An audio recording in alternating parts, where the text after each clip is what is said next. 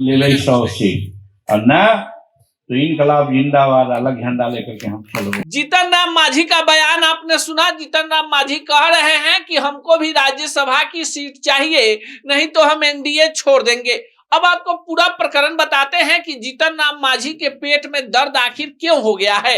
आपको बताएं कि बिहार से 5 सीटें राज्यसभा की मार्च में खाली हो रही हैं और जिन लोगों को इस बार राज्यसभा की सीट खाली करनी पड़ सकती है उसमें 2 सीट आरजेडी खेमे की है।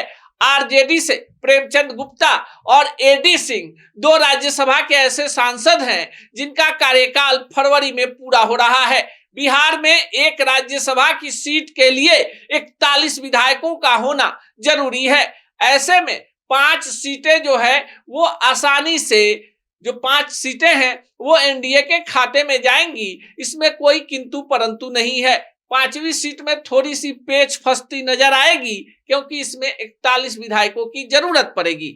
आपको बताएं कि जदयू कोटे से 2 लोगों का राज्यसभा का कार्यकाल समाप्त हो रहा है। इसमें एक रामनाथ ठाकुर हैं जो केंद्रीय मंत्री हैं और दूसरे हरिवंश जो राज्यसभा के उपसभापति हैं। अब इन दोनों का टिकट कटना यानी राज्यसभा में दोबारा नहीं जाना कहीं से भी संशय की स्थिति नहीं है। हरिवंश और रामनाथ ठाकुर जातीय और सियासी समीकरण में फिट हैं, नीतीश कुमार के गुडबुक में हैं, तो दोनों की एंट्री फाइनल है।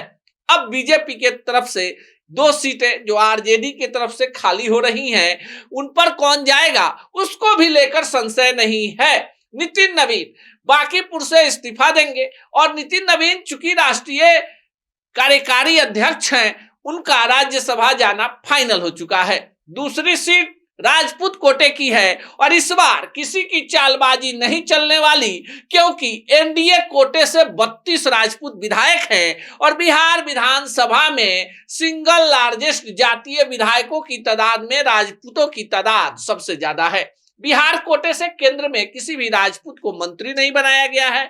बिहार में डिप्टी सीएम की मांग थी तो डिप्टी सीएम भी नहीं बनाया गया और प्रदेश अध्यक्ष की कुर्सी पर संजय सरावगी को बैठा दिया गया। ऐसे में राजपूत बिरादरी को खुश करने के लिए पवन सिंह सबसे परफेक्ट चेहरा हैं, जिन्होंने इस बार के विधानसभा चुनाव में स्टार प्रचारक के तौर पर काम किया है।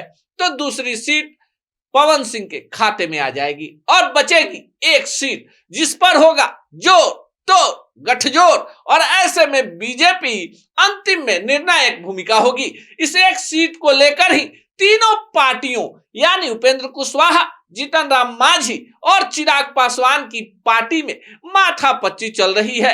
हक तो चिराग पासवान का बनता है क्योंकि उनकी पार्टी से कोई भी एनडीए कोटे से एमएलसी या राज्यसभा नहीं बनाया गया है। चिराग के पास 19 विधायक हैं। ऐसे में चिराग को एक राज्यसभा की सीट के लिए न्यूनतम 22 विधायकों का जुगाड़ करना होगा, जो आसान नहीं दिखता। अब ऐसे में चिराग पासवान अपनी पार्टी से अपनी मां रीना पासवान को राज्यसभा भेजना चाहते हैं, पर बीजेपी पहले अपने कोटे के अपने नेताओं से सीट भरने के बाद ही किसी तीसरे विकल्प के लिए कुछ विचार करेगी। उपेंद्र कुशवाहा का कार्यकाल समाप्त हो रहा है। ऐसे में उपेंद्र कुशवाहा को भी लग रहा है कि फिर से राज्यसभा भेज दिया जाएगा, पर उपेंद्र कुशवाहा ने अपने बेटे को बिना किसी सदन के सदस्य रहते बिहार सरकार में पंचायती राज्य मंत्री बनवाकर अपने ही पैर पर कुल्हाड़ी मार ली है। एक ही पार्टी को जिसके 4 विधायक हैं उसको सब कुछ नहीं मिल सकता। वैसे भी बिहार में कुशवाहा पॉलिटिक्स में उपेंद्र कुशवाहा को राज्यसभा, उनकी पत्नी को विधायक, बेटे को बिना किसी सदन के सदस्य के मंत्री और सम्राट चौधरी को डिप्टी सीएम बनाकर बीजेपी ने बड़ा मैसेज दे दिया है। अब जीतन राम मांझी को लगता है कि सब कुछ बीजेपी, जदयू, लोजपा और उपेंद्र कुशवाहा को ही मिल गया तो हमको क्या मिला। लेकिन आपको बताएं कि जीतन राम मांझी खुद अकेले सांसद हैं, केंद्र में मंत्री हैं, बेटे एमएलसी संतोष सुमन बिहार सरकार में मंत्री हैं, बहु विधायक, सास विधायक, समधी विधायक और बच गए तो अनिल कुमार के भतीजे विधायक। ऐसे में जीतन राम मांझी भी एक सीट का दावा कर रहे हैं जो किसी भी कीमत पर इस बार बीजेपी देने को तैयार नहीं है। हालांकि बीजेपी में बहुत कुछ बदल गया है। अब बीजेपी की कमान अमित शाह के हाथों में नितिन नवीन के बहाने सीधे आ गई है। अब अगला निशाना पश्चिम बंगाल और उत्तर प्रदेश का चुनाव है, इसलिए बिहार के जातीय समीकरण को ताक पर रखकर बीजेपी किसी की भी हकमारी करने को तैयार नहीं है। बाकी इस खबर को लेकर आप क्या सोचते हैं, कमेंट बॉक्स में जरूर बताइएगा।